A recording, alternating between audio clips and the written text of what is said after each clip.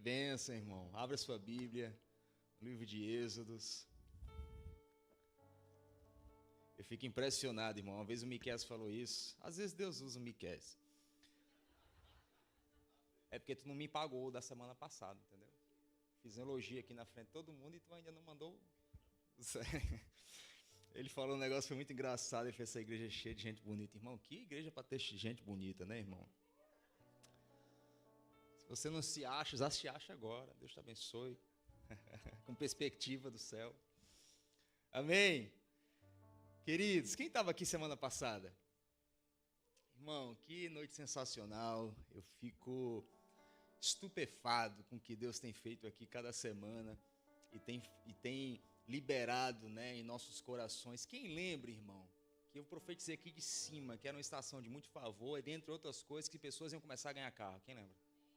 Irmão, eu estou aqui no começo do culto, parece que um irmão aí, chegando no culto, ganhou um carro. Não posso falar o nome, mas aconteceu. Por que eu estou te falando isso, irmão? Você entrou numa estação de favor. Nós estamos debaixo de uma estação de favor, então, quando eu estou te falando coisas aqui, várias outras pessoas estão te falando coisas aqui, não é para te impressionar.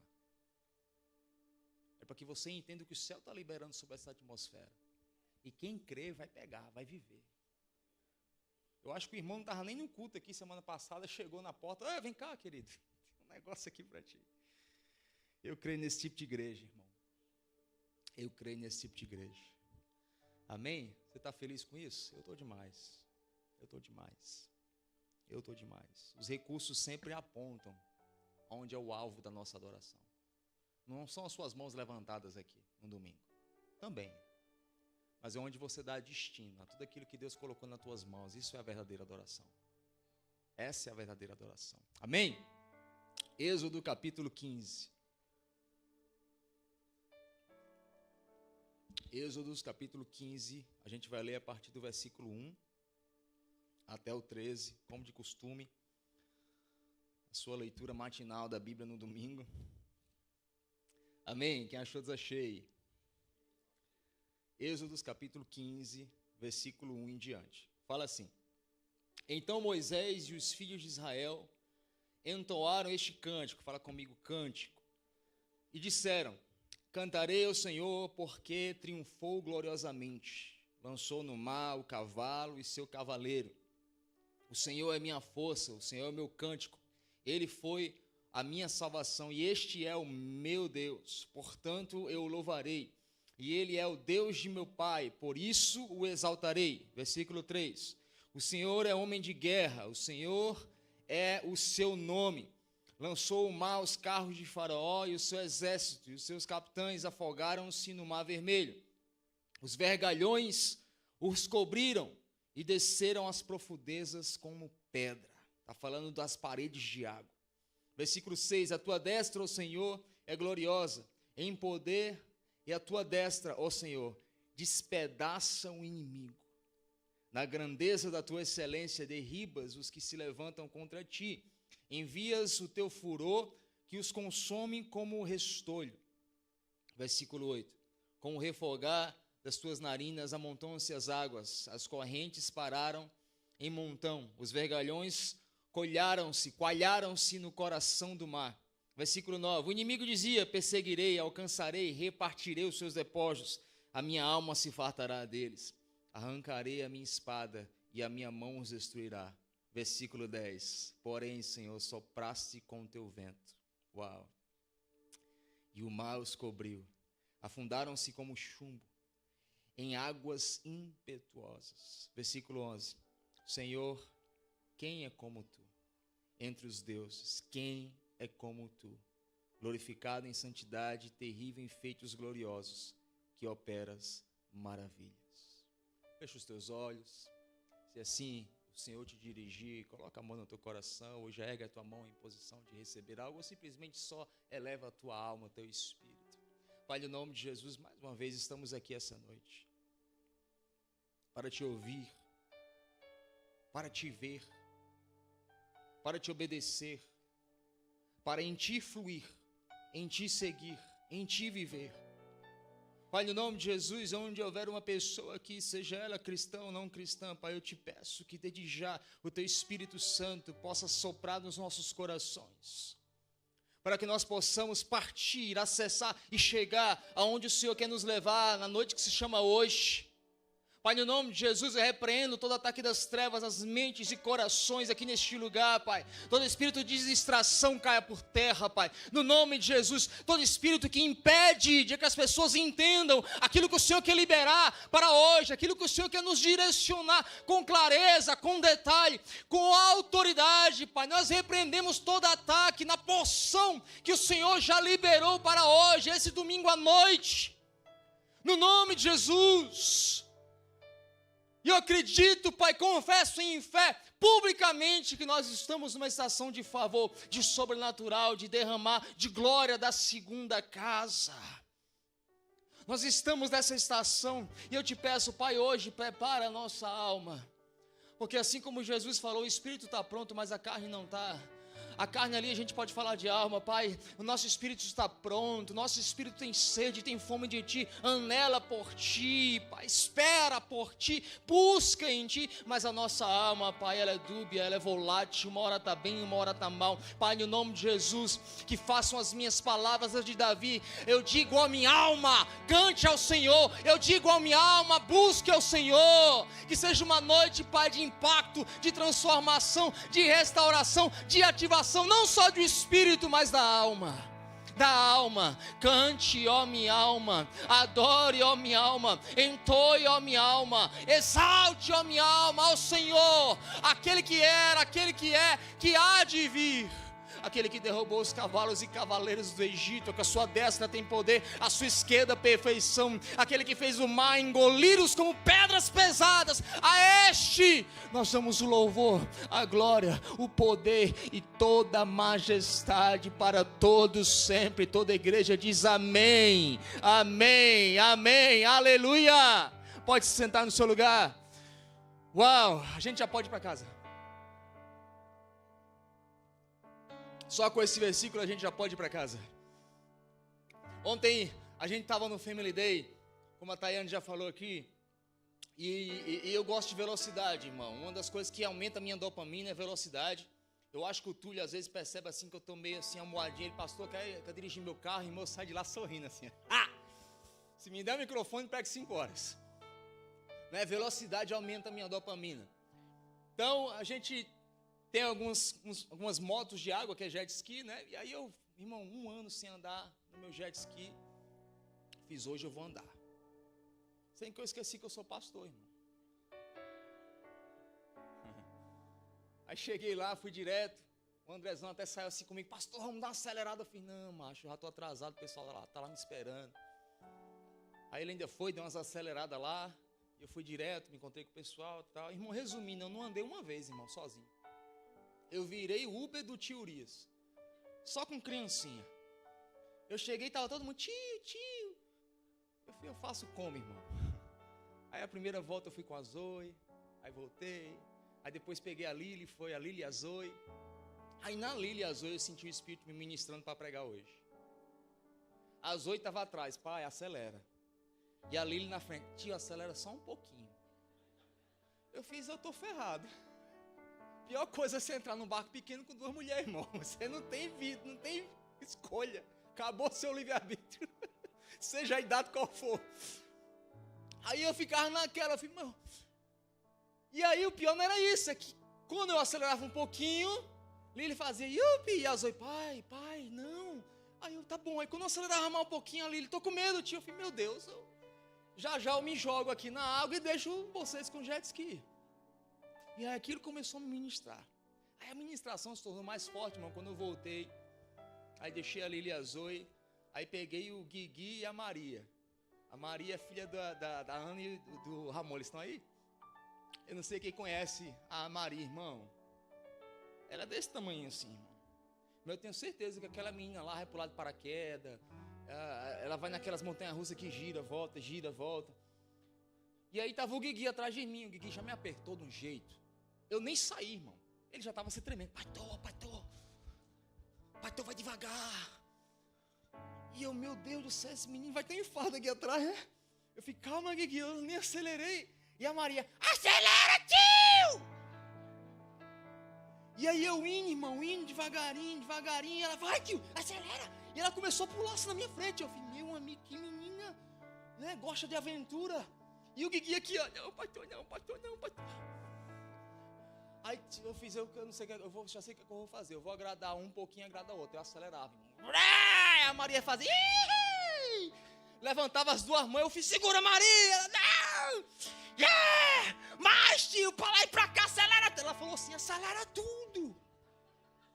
E eu, Jesus, eu vou ter uma conversa com o Ramon, essa menina, ela vai pular de paraquedas. Enquanto isso, o Guigui, irmão, ele se tremia, que eu via ele desmaiava. E ele, pastor, pelo amor de Deus, para. E aí naquela hora Deus falou assim comigo, ministério, irmão, muitas vezes é como o jet ski que a gente acha que vai usar para dar uma volta e satisfazer a nossa alma. Mas não é sobre o que eu quero, não é sobre o que me faz feliz, é sobre conduzir as pessoas adequadamente na condição de cada um. Então, tem 2 semanas, irmão, que a gente estava aqui, eu estava só agradando as Maria. Acelera, pastor! Acabou o culto domingo aqui, já teve um que chegou e fez, semana que vem vai rolar jaqueta, Wanda. Eu falei, calma, minhas raízes presbiterianas ainda estão sendo, né, calma. Mas ao mesmo tempo, irmão, sabe o que eu percebo? O espírito está pronto. A Maria está doida que eu acelere e jogue mais óleo. Mas tem um Guigui atrás de mim assim falando, pastor, eu estou com medo. E hoje eu quero falar sobre essa área de você que tem medo. Essa área de você que ainda se treme quando Deus se propõe a acelerar. Porque eu creio, irmão, que a gente está chegando numa estação de muito favor, de muito derramar, de muita aceleração. Mas nós precisamos preparar as nossas próprias águas, irmão, para aquilo que está vindo. Porque esse texto que a gente acabou de ler, irmão, era um cântico pós uma grande maravilha. 400 anos de escravidão, Deus vem, libera 10 pragas do Egito, irmão, o negócio é tão doido que Deus faz lá no Egito, que liberta aquele povo, mas não só isso, irmão. O povo sai da terra que era escravo, rico, e com o dinheiro de quem escravizava eles. Irmão, você já parou para pensar que parece que não encaixa as histórias de Deus? Então eles saíram ricos, viram milagres, sinais e maravilhas, ao ponto que Moisés fala assim, cara, eu vou criar uma canção para Deus. E ele cria uma canção para Deus, porque fala de um momento de que ele viveu e vivenciou sobrenatural, coisas impossíveis, maravilhas. Os seus inimigos eternos foram totalmente eliminados. Totalmente eliminados. Ao ponto que aqui, a gente pulou para o versículo 20 e 21 de Êxodo 15, fala assim, então Miriam, profetiza, irmã de Arão, pegou um tamborim, e todas as mulheres a seguiram tocando tamborins e dançando. E Miriam lhes respondia cantando, cantem ao Senhor, pois triunfou gloriosamente, lançou o mar a cavalo e seu cavaleiro. Eu não sei se você sabe, mas não foi Davi que inaugurou o ministério de dança, som e música. Foi Miriam e as mulheres. Ponto para as mulheres. Cronologia bíblica. Davi potencializou aquilo que Miriam começou. Miriam é as mulheres. Mas o que eu acho interessante aqui é que eles saem daquele momento de muito sinal, milagre e maravilha. Está num afã espiritual que até canção sobe assim, surge. Entrou uma canção. Mas a Bíblia diz que passam-se, fala comigo, 3 dias. Quantos dias? Espera aí, irmão, só 3 dias. Aí eles chegam a um lugar, irmão, está aqui, versículo 22 e 23. Depois Moisés conduziu Israel desde o Mar Vermelho até o deserto de Sur. Durante 3 dias caminharam no deserto sem encontrar água.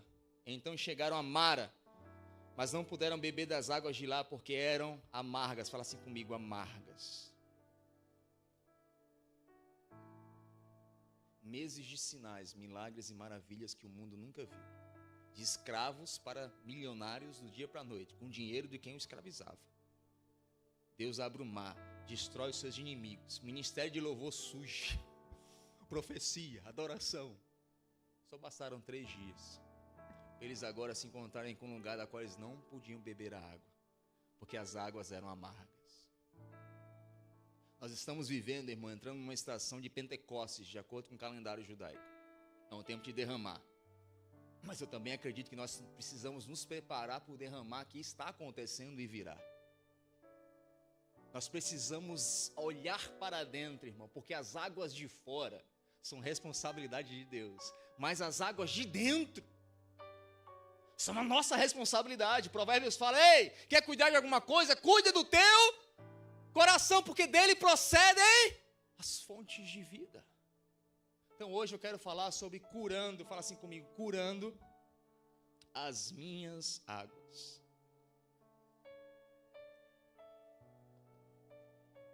Meu pai é anestesista, mas eu sempre admirei muito tanto a anestesia quanto a cirurgia. E hoje, talvez no início vai parecer um pouco chato, porque hoje é uma noite de cirurgia espiritual. Eu vou precisar entrar em áreas que você evita trazer luz. Ativar alguns gatilhos para que Deus possa curar a tua alma hoje. Porque uma alma não restaurada, se Deus derramar as suas águas, irmão, entenda uma coisa. Uma pessoa fora do posicionamento, quando Deus derrama, aquilo que era para ser bênção se transforma em maldição.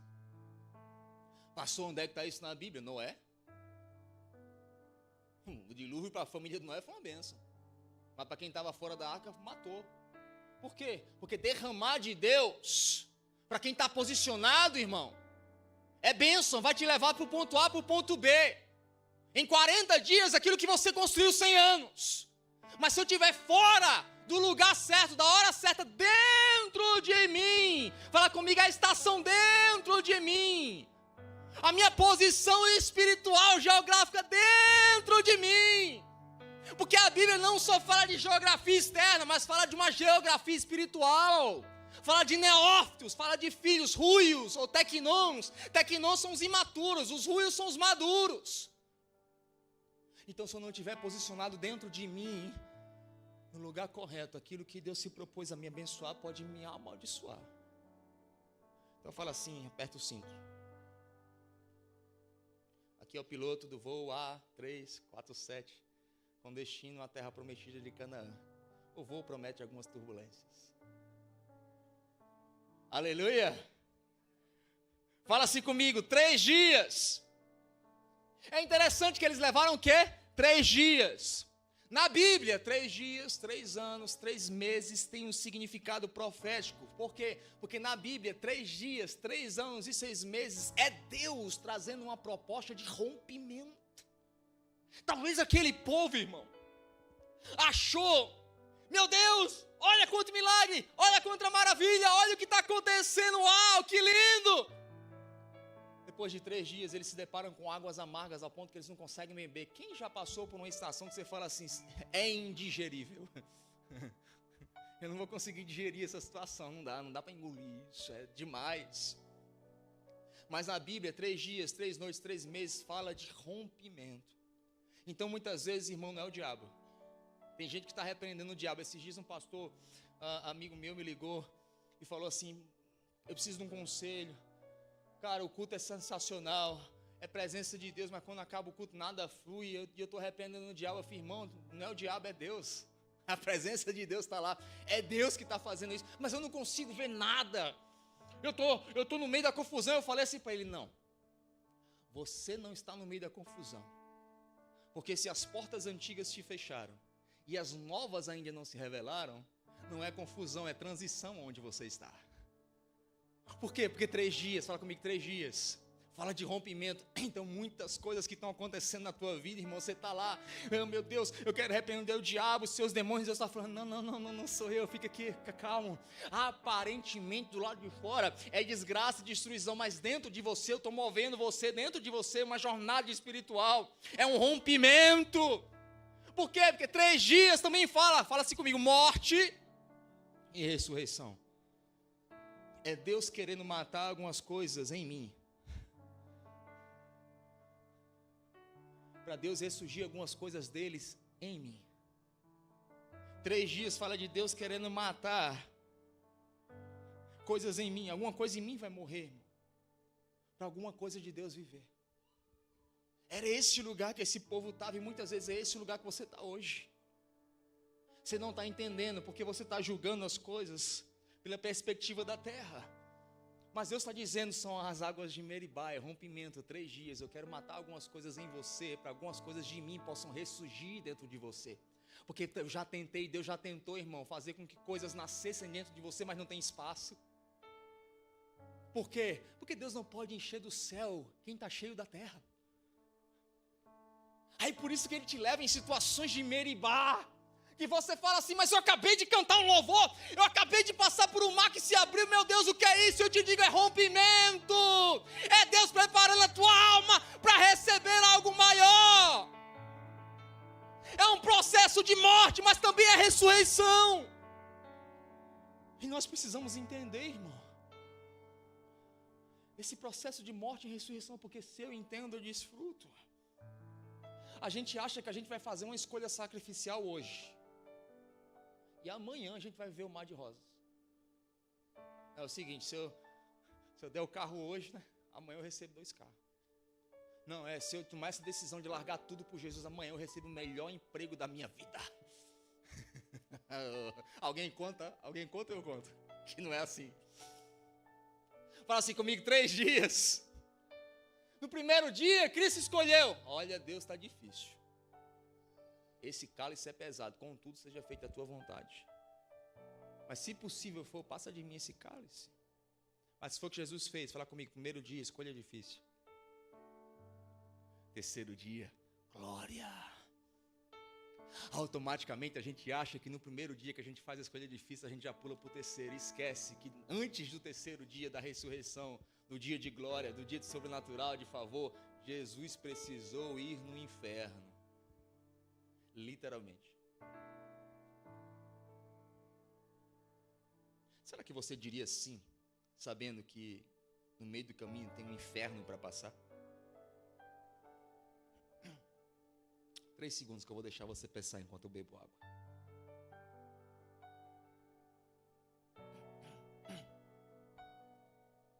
Versículo 23, então chegaram, mas não puderam beber das águas, porque eram amargas.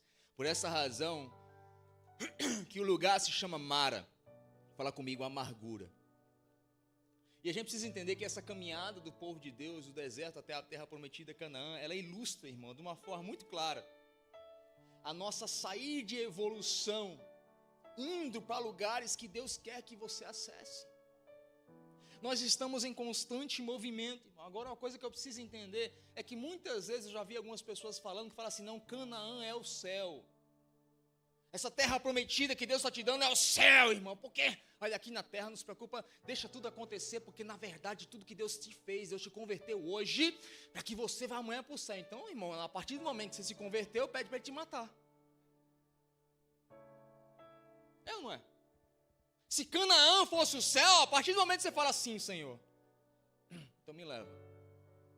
Não, irmão, no céu a Bíblia diz que não vai haver ranger de dente, não vai haver dívida, não vai haver o teu chefe chato, não vai haver a doença, não vai haver a tua conta para pagar, porque no céu não tem dor, no céu não tem aflição, mas Canaã tinha inimigo, então Canaã não é céu, porque a Bíblia diz que quando eles chegaram em Canaã, eles tinham inimigos para enfrentar, e um deles é a água amarga.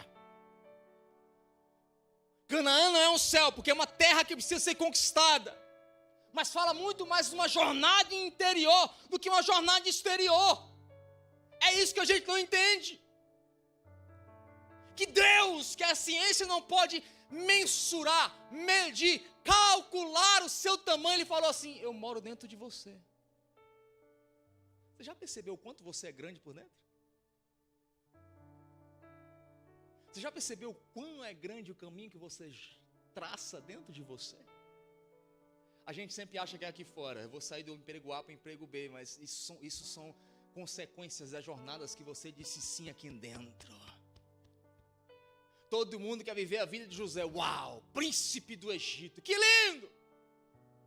Ninguém quer passar o processo dele. Mas sabe o que é interessante, irmão? Deus jamais vai derramar um favor na sua vida se você não tem estrutura emocional para suportar o favor dele. Pastor, Deus Sabe o que é interessante? José teve 2 filhos. Quantos? 2. Mais velho chama Manassés. Segundo, Efraim. Sabe o que significa o nome Manassés? Deus me curou. Outras versões falam, Deus me fez esquecer. A traição, a solidão, a calúnia.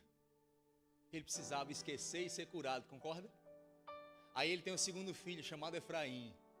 Significa, na terra da minha dor ele me fez prosperar. Por quê? Porque antes de Deus te fazer prosperar, ele precisa te curar. Ele precisa fazer você esquecer. Ele precisa fazer com que você ande essa jornada dentro de você. É interessante que a gente ama os pais da fé. Abraão, Gênesis 12, o pai da fé. Fala comigo, pai da fé. A gente sabe o versículo áureo. Abraão, sai da tua terra e vai para uma terra que eu te... Repete comigo, te... Interessante, eu amo o original hebraico. Abraão está na terra do pai. Aí Deus chega para ele e fala, eu tenho um chamado contigo. Olha para as estrelas do céu. Vai ser incontável a tua geração. Agora eu tenho um pedido, sai da tua terra e vai para uma terra que eu te mostrarei. Sabe o que é interessante, irmão? Deus leva 15 anos para falar com Abraão de novo.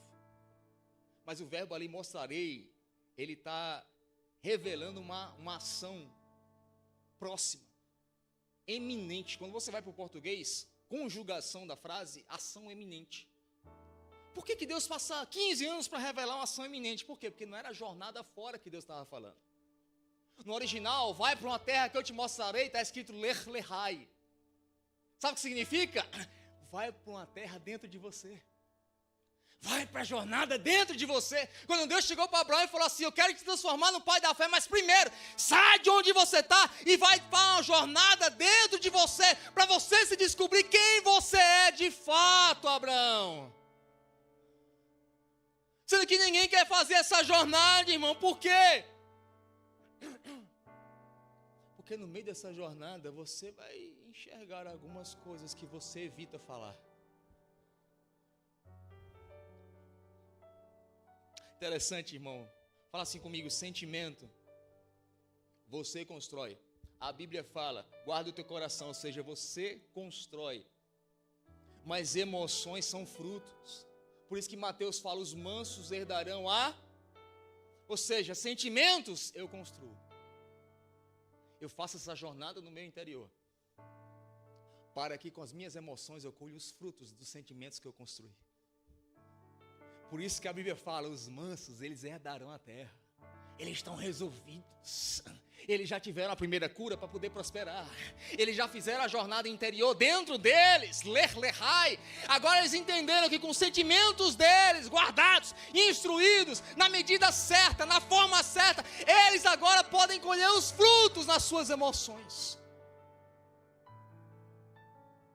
Nós somos uma geração cheia do espírito, mas doente na alma. Fala assim comigo, a minha Canaã precisa ser conquistada. Sabe qual é a sua Canaã? Ela tem 4 letras. Alma.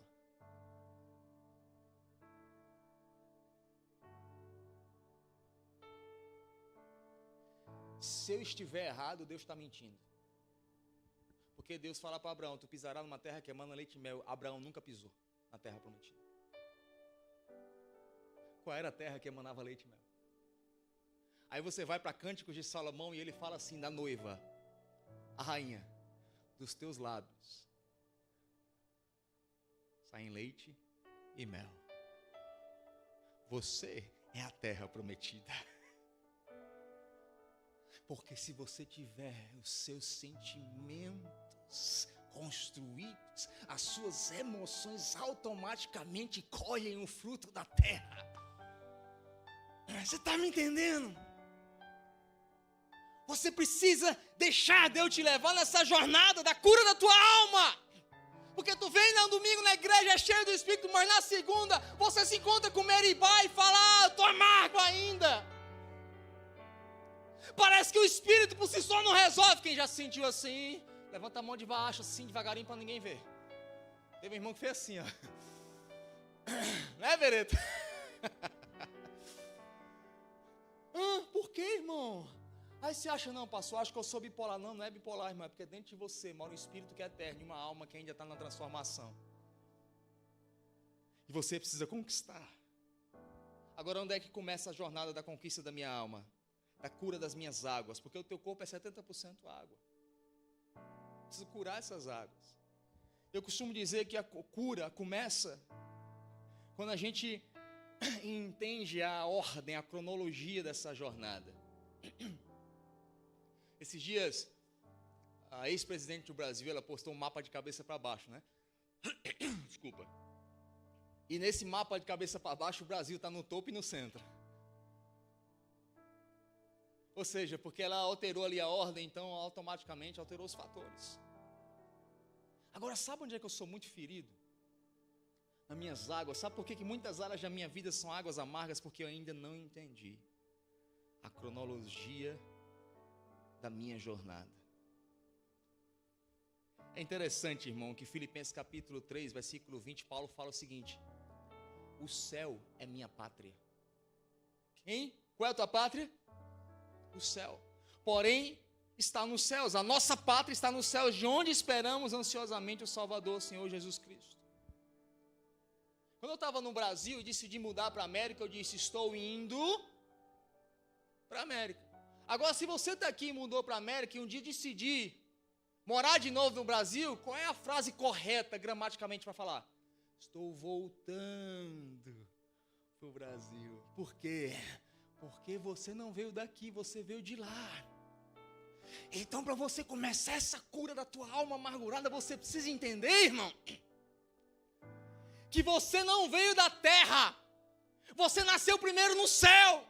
Pastor, o que isso tem a ver? Porque muita gente até hoje carrega consigo a rejeição dos pais na terra. Pastor, eu não fui planejado, eu não fui amado, eu não fui bem tratado, eu não fui bem instruído, eu fui abusado pelo meu pai que estava lá para me proteger. Mas deixa eu te dizer uma coisa, a tua jornada não começou aqui, começou lá. Então antes de você ser rejeitado, você foi amado.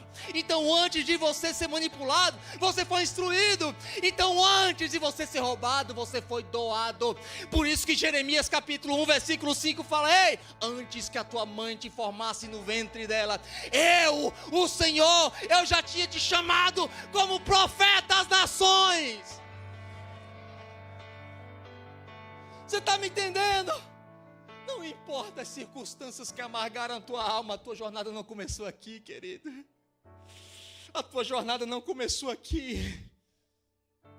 A tua alma, os teus sentimentos, as tuas emoções, chega um momento que ela se separou de Deus, irmão. Mas entenda, não começou aqui. Não começou na calúnia, não começou na derrota, não começou na decepção, não começou na hereditariedade epigênica, eu vou falar disso no final, que você recebeu do seu DNA.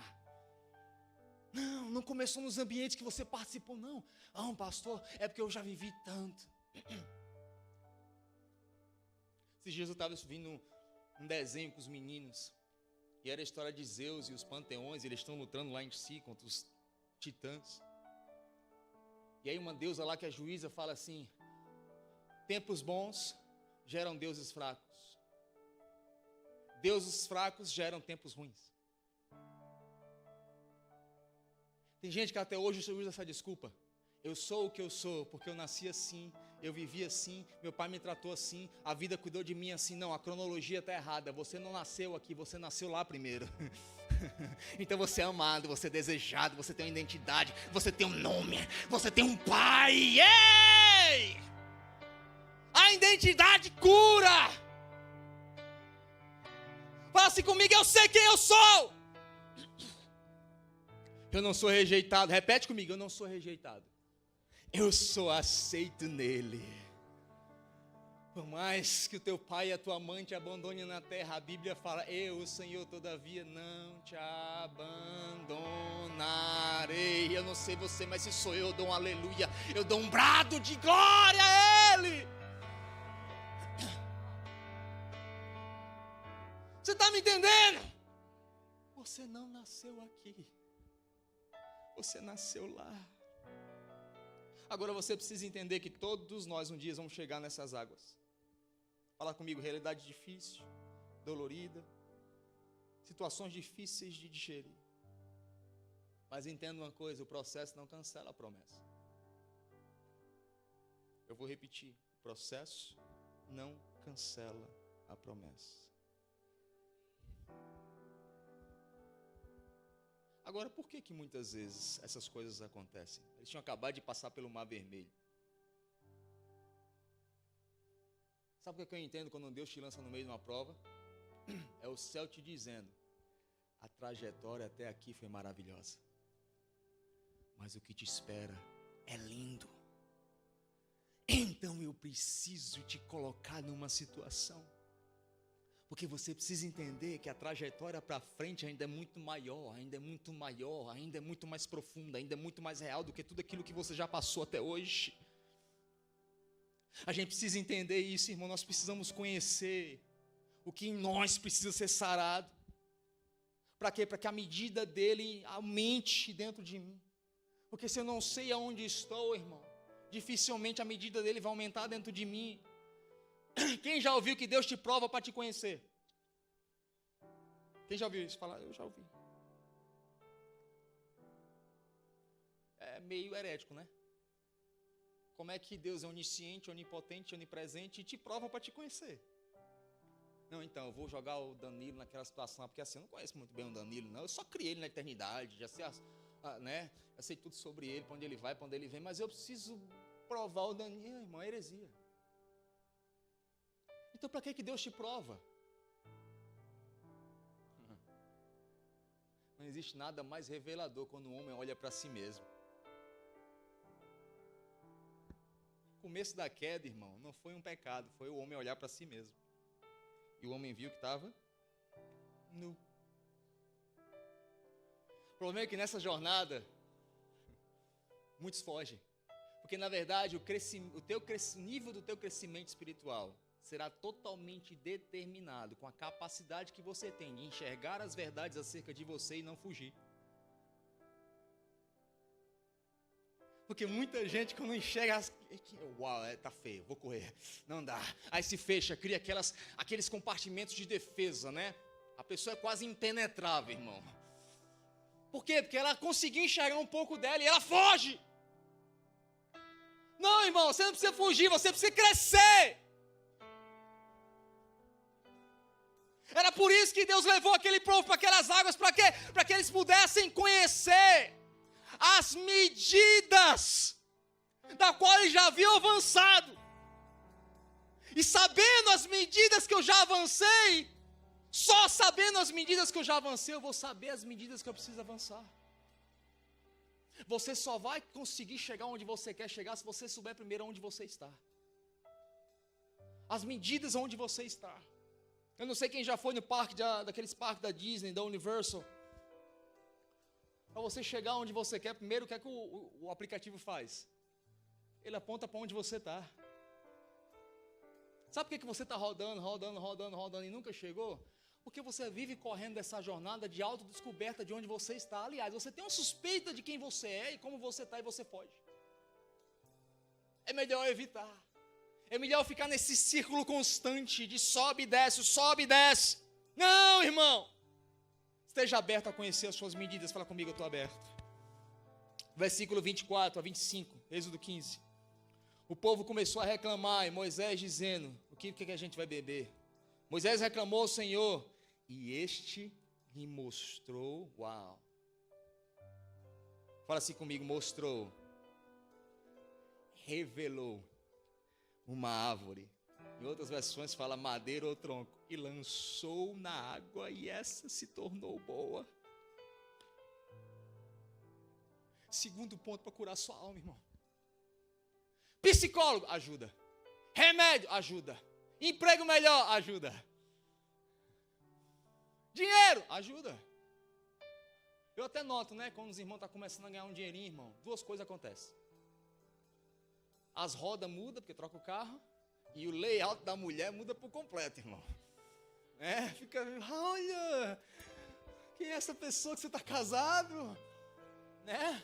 Na minha época, irmão, ostentação era chegar no posto no Brasil. O americano não vai entender isso, o Hunter não vai entender isso.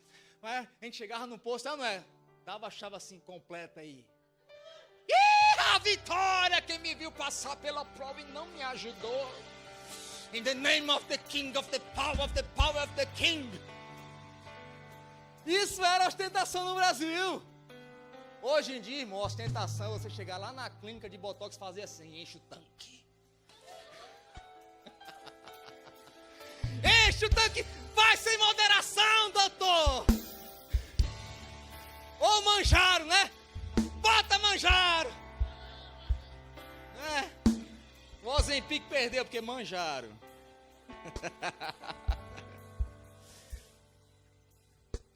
Fala comigo, tudo isso te ajuda. É paliativo. Mas o que a Bíblia está dizendo aqui, irmão, é que Deus revelou para eles um madeiro. Você imagina, estão aqui passando, a água está amarga e Deus fala assim, madeiro. Joga esse madeiro na água. E a Bíblia diz que ele jogou aquele madeiro na água e as águas ficaram saudáveis novamente. Eu vou te dizer de novo. Um carro melhor ajuda, remédio ajuda, psicólogo ajuda, emprego melhor ajuda, dinheiro ajuda, amigos ajudam. Mas a minha Bíblia diz que se o Filho do Homem te libertar, verdadeiramente sereis livres. O que é que Moisés está dizendo? O madeiro. Quem estava no madeiro? Ei, é ele! É ele! Dinheiro ajuda, psicólogo ajuda, remédio ajuda, mas é Cristo. Se o Filho do Homem te libertar, verdadeiramente sereis livres. Porque o carro pode até te dar um sorriso. A mulher nova, mais sorriso. Mas só Cristo dá uma mulher mais doce e um marido mais doce. Só Cristo, o madeiro, transforma aquelas águas de desonestidade, transforma um empresário que tinha balança corrupta, agora num homem honesto. Porque joga o madeiro na água. Joga o madeiro na água, é Cristo, irmão. Fala assim comigo, é Cristo. Então volta para o Evangelho. Versículo 25, Moisés clamou e eu preciso correr. Só tenho 11 minutos.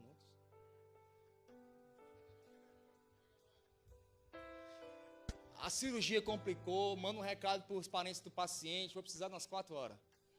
Brincadeira.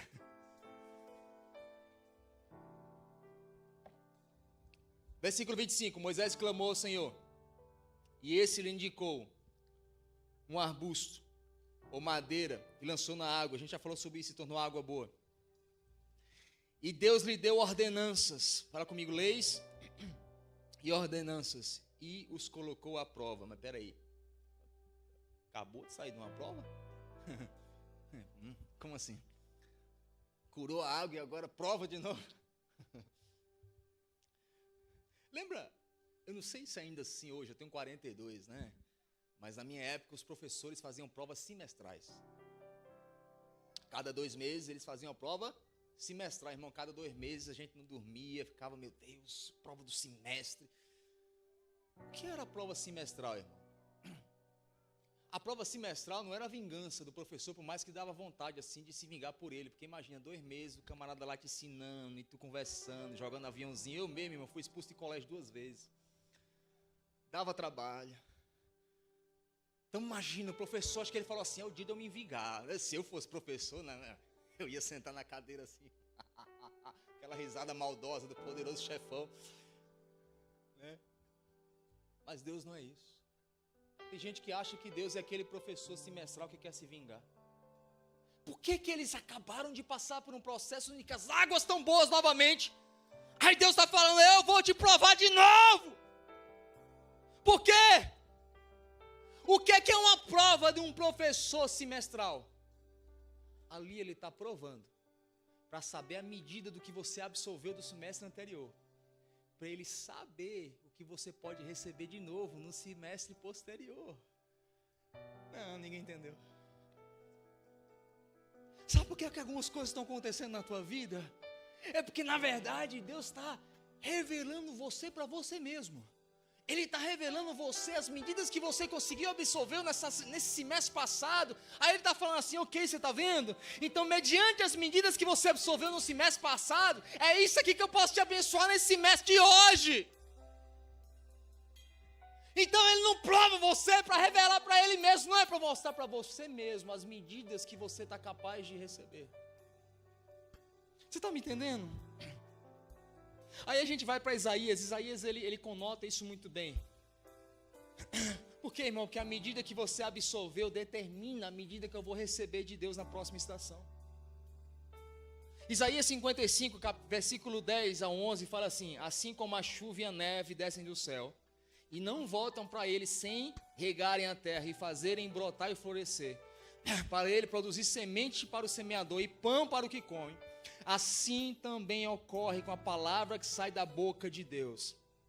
Ela não voltará para mim vazia, mas fará o que desejo e atingirá o propósito para o qual eu enviei. Você está entendendo? Deus está dizendo que quando Ele fala a palavra dEle, quando Ele sopra, é como a chuva e a neve que caem do céu. E nós estamos aqui na terra, e Jesus fala que o nosso coração é essa terra. Aí Ele está dizendo que a chuva vem do céu, cai na terra, e ela tem uma operação na terra, da qual, se é de Deus, não volta para o céu vazia. Você está me entendendo? Aí quando você joga isso para a geografia, irmão, Deus está dizendo, você vem no culto, você vai no YouTube, você vai no Instagram, você liga uma música, aí é como que a palavra do céu, que é como a chuva que vem do céu, uma neve, vem do céu, toca na terra, busca na terra, uma operação na terra, para que devolva algo para o céu e não seja uma devolução vazia. Agora, quantas vezes o céu derrama e a gente devolve para o céu vazio? Sabe o que eu entendo aqui, irmão? Quem entende um pouco, né, dessa questão geológica, eu não sei se você sabe, mas o que determina a próxima chuva, ciência, não estou com revelação aqui, é a reação da terra para a chuva anterior. Porque quando Deus derrama a chuva, todo mundo sorri. Mas o que determina a próxima chuva é aquilo que geralmente o pai chora e o filho não vê. Porque o que determina a próxima colheita da próxima chuva é a evaporação. A chuva é visível, a evaporação é vazia. É o teu quarto, é aquela lágrima que ninguém vê. Mas deixa eu te dizer uma coisa, é isso que determina a tua próxima colheita. Porque a palavra de Deus é como a água, como a neve que vem do céu e cai na terra e busca uma operação na terra para que devolva algo para ela e não seja vazia. E o quanto mais eu devolvo para o céu daquilo que eu recebi do céu, eu determino a próxima derramar, a próxima colheita, a próxima chuva do céu na minha vida. Você está me entendendo? Então, irmão, não é Trump, não é o diabo, irmão.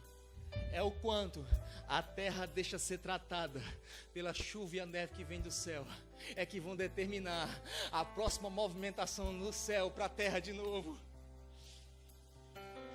Você está me entendendo, irmão? Ou só eu estou entendendo isso sozinho? A chuva você recebe sorrindo, mas a evaporação não, é com lágrimas, é com ranger de dentes, é com dor. Aí você entende o porquê das guerras, das lutas. Sabe por quê, irmão? Eu não sei se você já se perguntou, quem já foi nesses condomínios aqui no Texas, chega lá, tá os terrenos tudo separadinho, organizadozinho. Você chega lá, escolhe o terreno. Por que Canaã não é assim, né? Por que essa jornada no nosso interior não é assim? Olha, aquele lote ali, aquele lote ali é o da Brenda, aquele lote ali é o da Georgia. Vai lá, chega, monta a tua casa. Por que não é assim? Por que tem luta? Tem águas amargas, difíceis de digerir. Desilusão, decepção, perda. Por quê? Eu acredito, fala assim comigo, eu acredito. É porque as lutas e as guerras me dão condição de acessar a promessa de Deus com governo e com desfrute. Obrigado, Danilo. Pastor, me explica mais.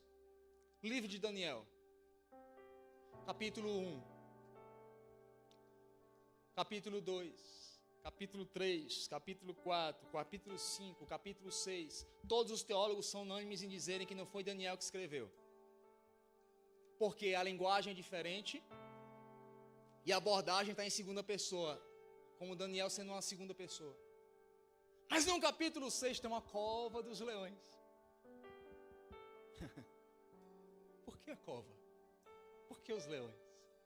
Repete comigo, capítulo 1, alguém escreveu, capítulo 2, alguém escreveu, capítulo 3, alguém escreveu, capítulo 4, alguém escreveu, capítulo 5, alguém escreveu, capítulo 6, cova dos leões, mas no capítulo 7 fala, eu, Daniel, profeta de Deus na Babilônia. Por quê? Porque tem algumas coisas que Deus deixa acontecer na sua vida, para que você não seja mais alguém que vive da história dos outros, mas Deus está levantando em você uma voz de autoridade, porque até o capítulo 6... eram as pessoas escrevendo, mas no capítulo 7, depois da cova, era Daniel. Eis que assim escreve Daniel. Capítulo 1, relato. Capítulo 2, relato. Capítulo 3, mais história. Capítulo 4, relato. Capítulo 5, relato. Capítulo 6, cova dos leões. Capítulo 7, Daniel escreve, mas ele não somente escreve. Daniel também é conhecido como o profeta da Babilônia, ou seja, o profeta do Apocalipse. É o primeiro profeta que tem a revelação do Apocalipse. Se não tem cova, não tem revelação. Cuidado quando você olha para o céu e fala, Deus, me dá uma instrução hoje. Me dá uma revelação hoje. Você está me entendendo? Aí você não entende o porquê das covas. Por quê, irmão? Porque depois da cova vem a visão. Depois da cova vem a voz de autoridade na tua vida. Aí você não somente acessa a terra como um viajante, mas você acessa a terra com autoridade. Fala comigo, autoridade. Governo. E desfrute. A partir da cova dos leões, irmão, você ora com profundidade. Você vigia com discernimento. E você adora com verdade. Por quê? Porque a cova dos leões, ela foi forjando tudo isso na tua vida. Para que você acesse, fala comigo, com autoridade e poder. Uau!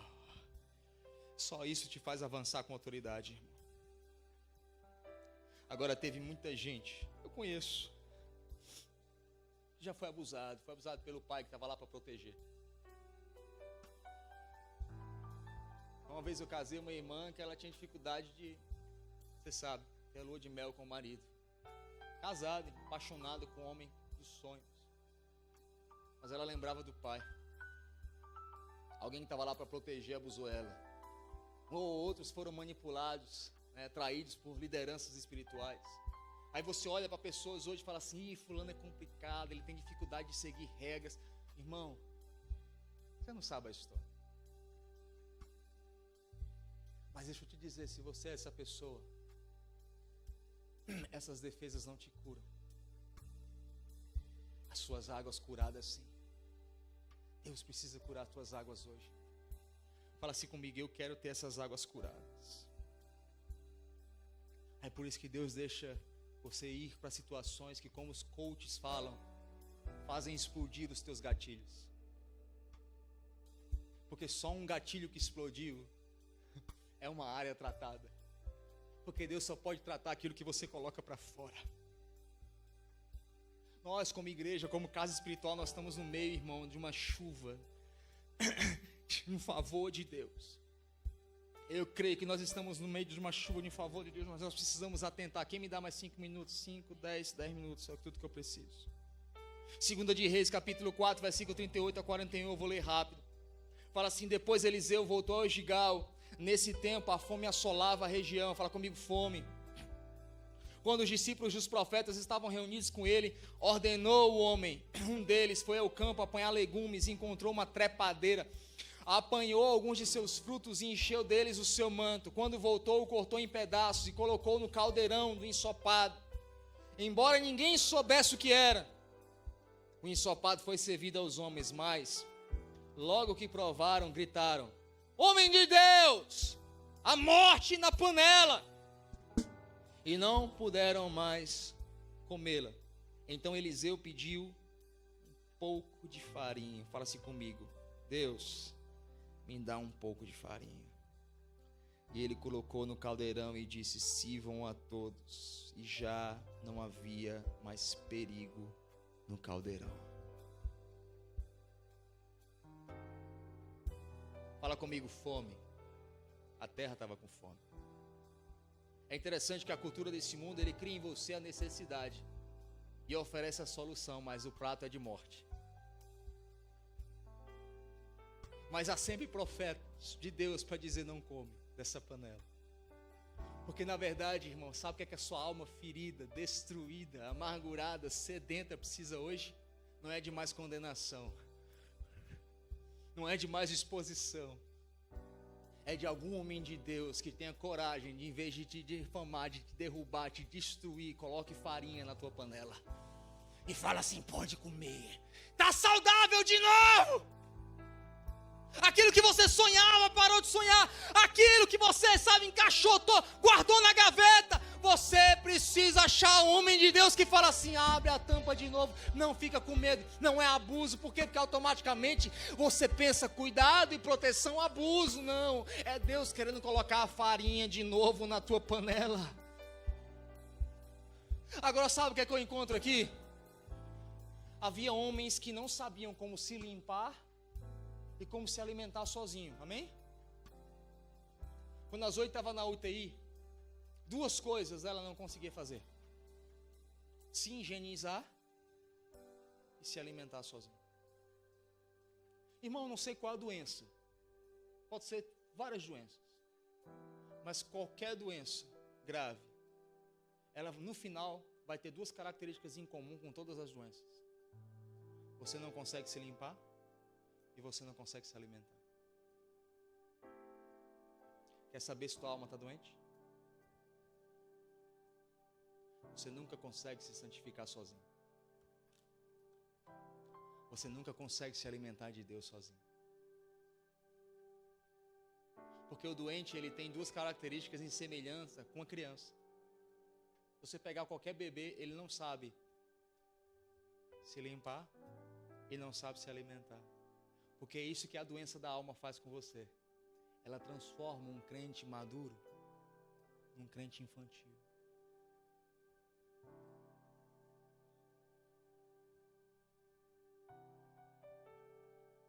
Pela idade você já devia estar lá, mas tem anos que você evita essa jornada interior.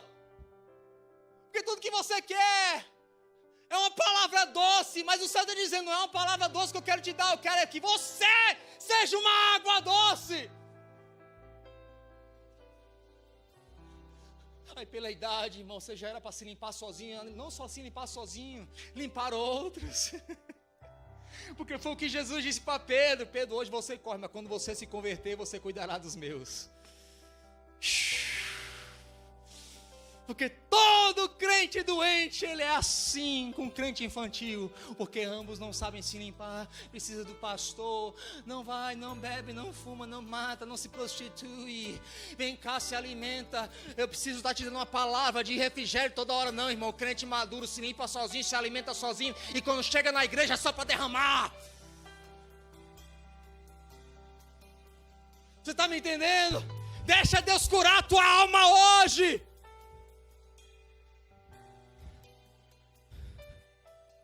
Espírito Santo começa a sondar no nosso interior.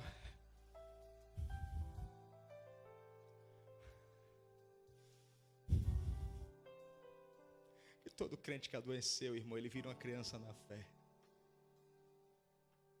Ele volta a ser uma criança na fé. Fuja da necessidade de sair dessa crise, mas foque no poder que essa crise pode ter em você.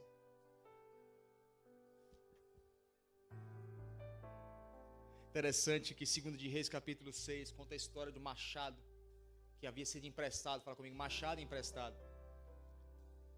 Eles vão cortar, o machado cai na água, perdem o cabo do machado, mas a ponta do machado está lá, e o profeta ora e o machado levanta, irmão. Mas faltava uma coisa: o cabo. Interessante que quando Deus chega para João Batista, fala isso, que o machado está posto à raiz, Deus fala: eu sou a ponta do machado, você é o cabo.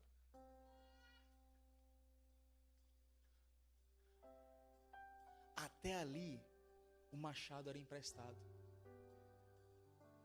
Mas Deus está deixando algumas coisas afundarem, para que você possa ter o seu próprio machado. Porque a Bíblia diz que eles vão pegar um galho. Eu creio, irmão, que não foi assim, pegou e colocou, não. Quem já viu uma talhadeira? Eles pegou a talhadeira, começou a cortar os nós da tua alma, o orgulho, a tua vaidade, a tua necessidade de ser visto, reconhecido toda hora. Porque até ali você andava com o machado emprestado dos outros, com a unção do outro, com a revelação da Joelma, com a oração da Neia, com a profecia da Brenda, com a pregação do pastor. Aí Deus deixa o machado afundar e fala assim: ei, pega você agora, um pedaço de madeira, talha ela, porque agora é você e eu. É você e eu. Quando Deus te leva às águas de Meribá, é para que você não ande mais de unção emprestada, de óleo emprestado, de favor emprestado, mas você possa olhar para Deus e dizer: Ele é o meu Deus. Não é somente o Deus de Abraão, de Isaac, de Jacó, Ele é o meu Deus, my God. My God. E agora eu acabo, 2 de Reis, capítulo 2, versículo 19, eu falei, a cirurgia podia complicar. 2 de Reis, capítulo 2, versículo 19, fala assim: alguns homens da cidade foram dizer a Eliseu, os homens eram profetas, fala comigo, profetas. Como podes ver, a cidade de Jericó é bem localizada. Fala comigo, bem localizada. A aparência é boa, mas a água é ruim e a terra é estéril. Jericó tinha uma aparência tão deturpante que até os profetas falaram: localização é boa, aparência é boa. Mas quando chegou perto, fala comigo, quando chegou perto, a terra era estéril. Por quê? A água era amarga. Sabe o que eu entendo, irmão? Muitas vezes Deus te colocou no lugar certo, no momento certo, com as pessoas certas, mas aquela terra está sendo estéril porque as tuas águas estão amargas. E só um profeta para ver isso. Aí muitas vezes, irmão, não é coisas aqui fora, são coisas aqui dentro que vão mudar a tua realidade, numa terra que é certa, a localização correta. Tu está no lugar que todo mundo prospera e tu não prospera. Tu está no lugar que todo mundo consegue alcançar as coisas e tu não alcança. O lugar é ruim, não, é a água que é ruim. Aí a terra fica infértil. E onde é que é a água? Fala comigo, meu coração. Nunca é fora, irmão. Prosperidade não é o que acontece fora, é resultado da transformação de dentro. São as águas que fluem de dentro. Fala comigo, de dentro para fora. Aí olha o que é que o profeta faz. Versículo 20 e 22. E disse ele: ponham um sal numa tigela nova. Uau. Tragam-no para mim. Quando o levarem. E ele foi à nascente. Fala comigo, ele foi à nascente. Joga o sal ali e diz: assim diz o Senhor, purifiquei esta água, não causará mais mortes, deixará a terra improdutiva, e nem deixará a terra improdutiva. E até hoje essa água permanece pura, conforme a palavra de Eliseu. Você já conheceu alguém que canta bem, mas fala mal? Você já conheceu alguém que ensina bem, mas paga mal? Profetiza certo, mas quando chega perto, a localização é boa, a aparência também, mas quando eu cheguei perto, a água é amarga e a terra é improdutiva. Só tem aparência. Até hoje alguns de vocês andaram de aparência, mas Deus está dizendo: papai, it's here, para curar tuas águas amargas. Para que você não somente tenha aparência de crente, localização de crente, mas interior de crente e frutos de crente. Você está me entendendo? Por isso que Deus vai na raiz, porque tem gente, irmão, que você não bate palma, você pega uma panela nova e joga sal. Porque não é juízo não, irmão, é amor. Aí fala comigo, ele foi nas fontes. Eu não sei quantos de vocês já ouviram falar sobre epigenética. Levanta a mão, por favor, alguém já ouviu falar? Oh, Jesus, epigenética. Eu não sei se você sabe o que é epigenética. Epigenética foi a primeira teoria que contrapôs o evolucionismo. O evolucionismo falou assim, todo animal ele saiu do macaco e virou nós. Nós sabemos que não é verdade. Aí um alemão falou assim, não é evolucionismo, é epigenética. O que é epigenética? Eles perceberam, irmão, que raposas que viraram animais de estimação, as próximas gerações dessa raposa, elas ficavam mais mansas e mais mansas, ao ponto que na 8ª geração a orelha dela baixou. Porque ela estava tão acostumada a chegar para os seus donos, balançar o rabo e abaixar a orelha, que na 8ª geração, ela não sabia o porquê, mas ela conseguia reproduzir o ambiente que a primeira geração recebeu.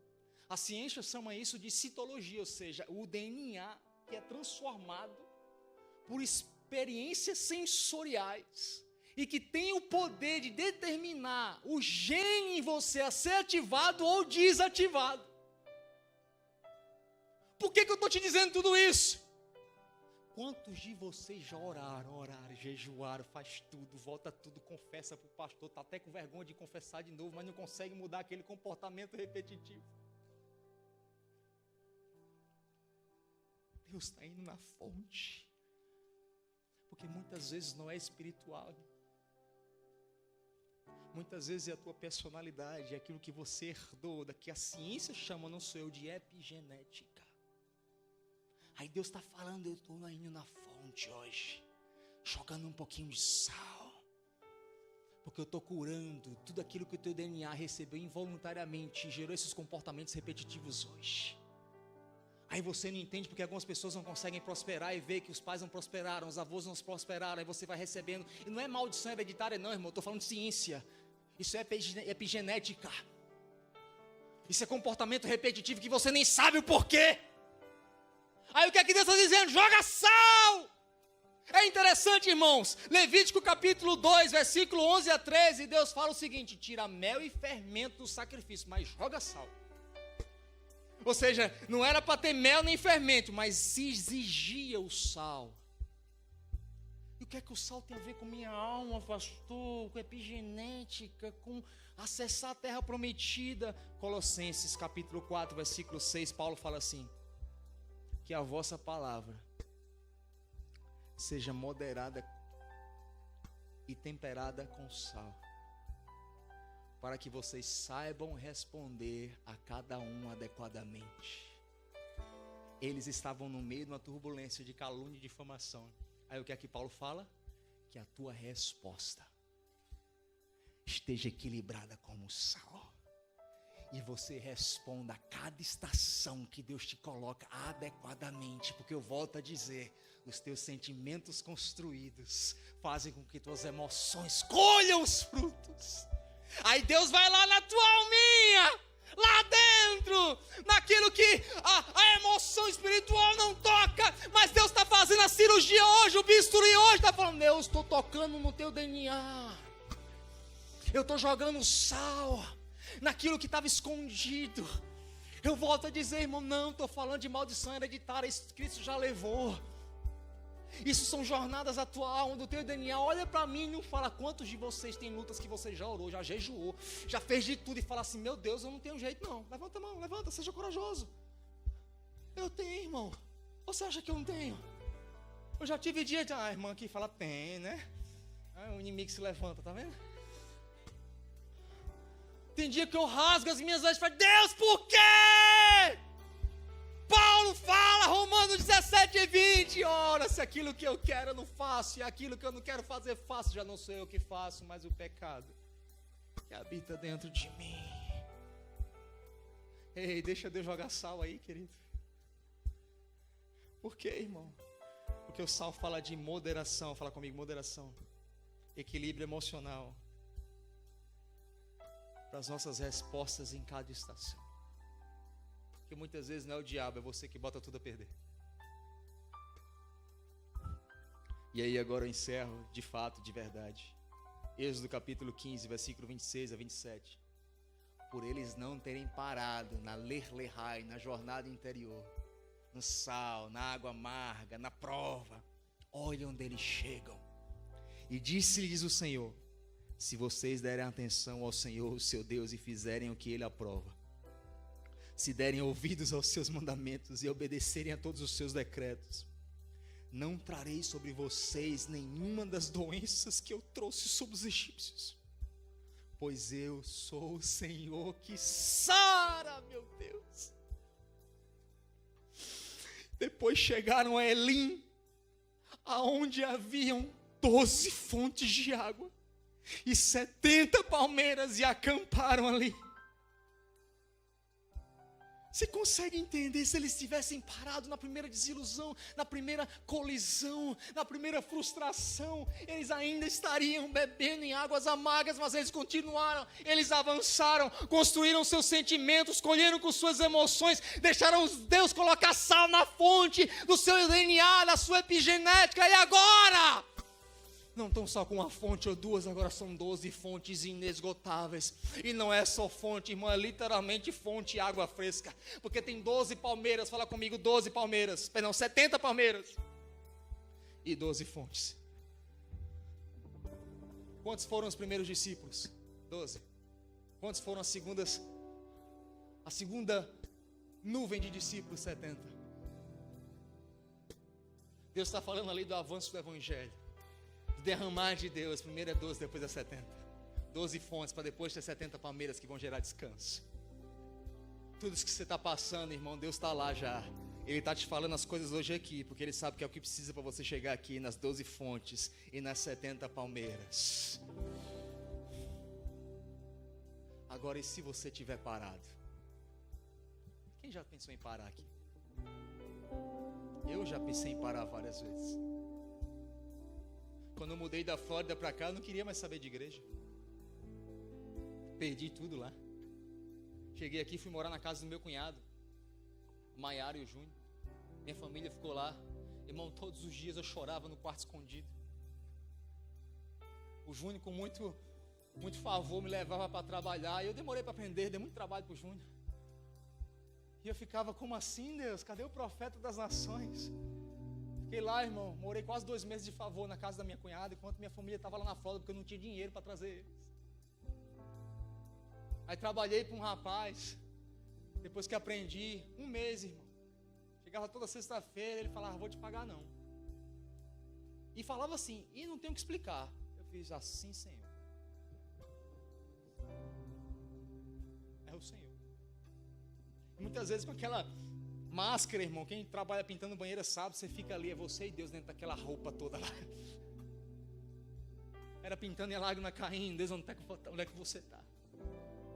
Eu tinha desistido de tudo, até o dia que você chega em casa, bota uma mensagem, e você escuta aquela mensagem de novo, e de novo, e de novo, e de novo. Aí teve um dia que eu estava trabalhando na obra com o Andrezão, e o Andrezão estava em cima, eu estava embaixo, e eu estava escutando aquela mensagem, era como farinha na minha panela que só tinha morte, era como sal na minha alma que estava amarga de Meribá, e eu escutava, e era mais farinha, e era mais sal, e mais farinha, e mais sal, e mais farinha, e mais sal. Eu me lembro como se fosse hoje, irmão. Eu me ajoelhei lá naquela obra de construção, e eu senti Deus, o vento veio, ergui minhas mãos e falei: Senhor, eu te digo sim de novo. Aí eu abri os olhos, irmão, estavam 3 americanos assim olhando para mim, e eu, meu Deus! E eram os 3 inspetores da obra. Ele olhou e falou assim: ok, take your time. E eu, thank you. E voltei pro chão de novo. Por quê? Porque eu abri de novo a minha panela onde só havia morte, e deixei Deus colocar uma farinha. Hoje é o dia que você vai falar assim: pastor, coloca farinha, coloca azeite, coloca sal, mas eu não vou parar. Fica de pé no seu lugar.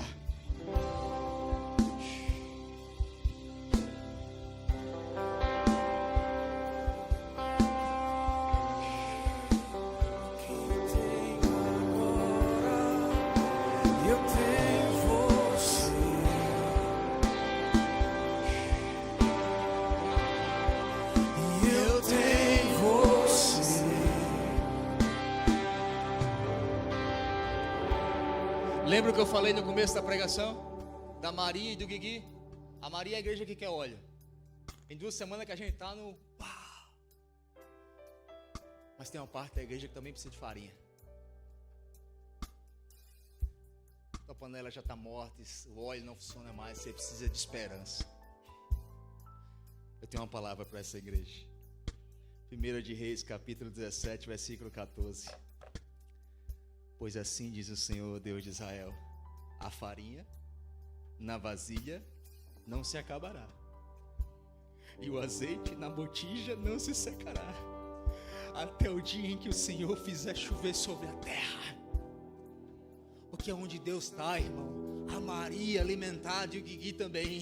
Quem está doido por óleo vai receber óleo, quem está precisando de farinha vai receber farinha. Porque aonde a presença de Deus está, tem azeite e tem farinha.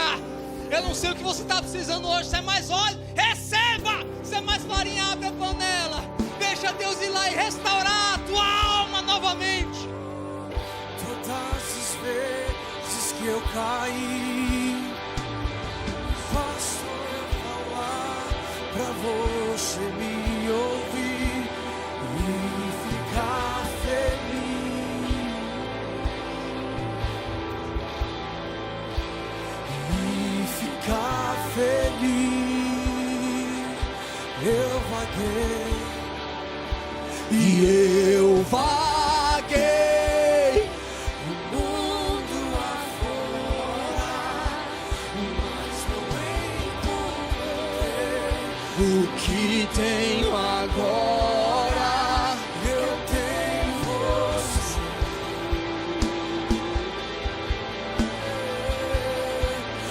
eu tenho você.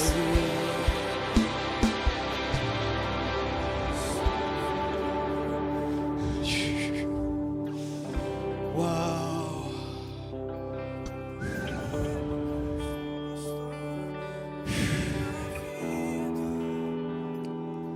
Eu estava ali na escada, prestes a subir, e recebi uma revelação ali, irmão, subindo a escada.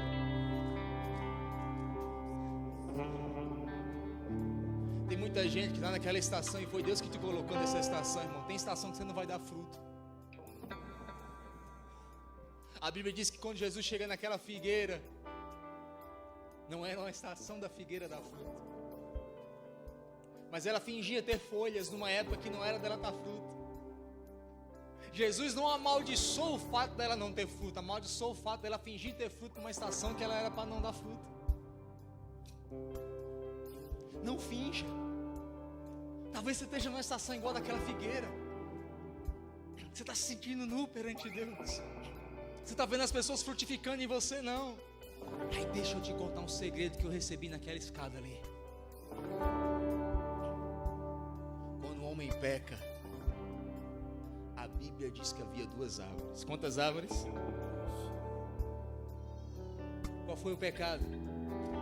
Pegou uma fruta e comeu daquela fruta. A pergunta que eu te faço é: Deus sabia quantos frutos tinha naquela árvore ou não? Sim ou não? Óbvio. Principalmente porque eram 2 principais.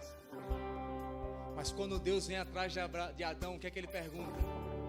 Adão, aonde tu estás?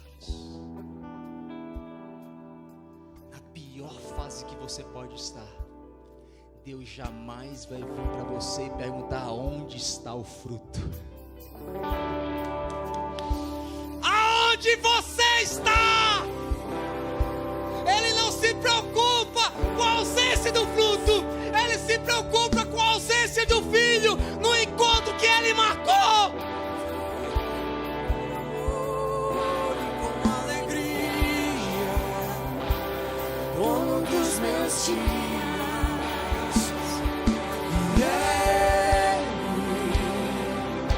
e por ele que eu estou gastando a minha vida, perdendo tudo por amor e com alegria, dono dos meus dias, e ele virá,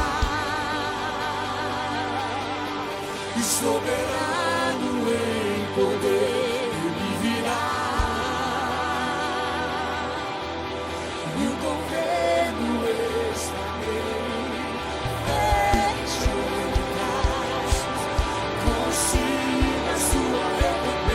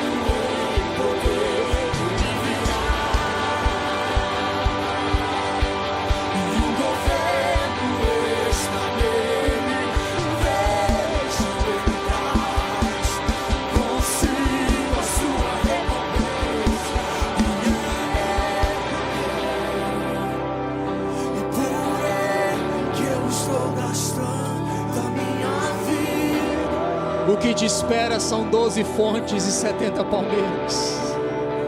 Não para. Não falta ao encontro. Não fuja de você mesmo. Não fuja das verdades que o Evangelho expôs acerca de você. Não, não, não.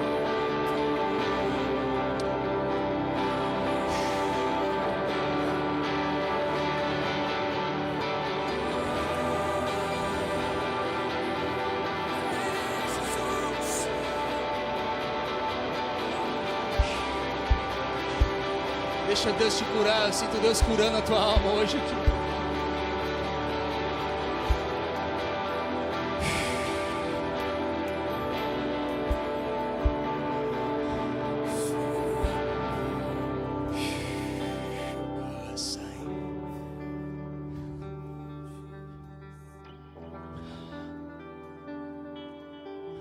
O Senhor não voltará para pegar uma igreja amargurada. O Senhor voltará para pegar uma igreja limpa, que sabe se limpar, que sabe se alimentar, que está andando em justiça, em retidão, com vestes brancas. É essa igreja que o Senhor virá buscar.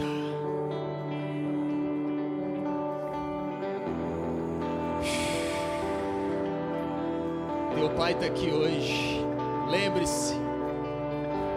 A afirmação que você recebeu, a primeira afirmação não foi do teu pai da terra, foi do céu. Ele te ama, Ele te guarda, você é excepcional para Ele. Hoje eu quero te falar, você é excepcional para Deus. Excepcional. É que nem o Hunter postou, acho que foi ontem, me ministrou muito comigo. Foi simples, but powerful.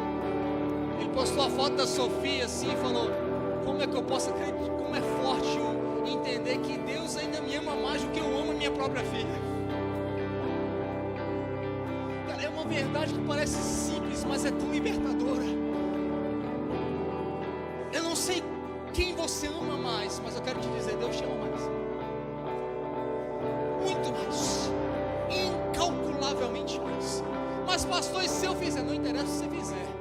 E não é super graça, aliás, a graça é hiper, é higher. Não importa o que você fizer, nada vai te tirar do coração de Deus.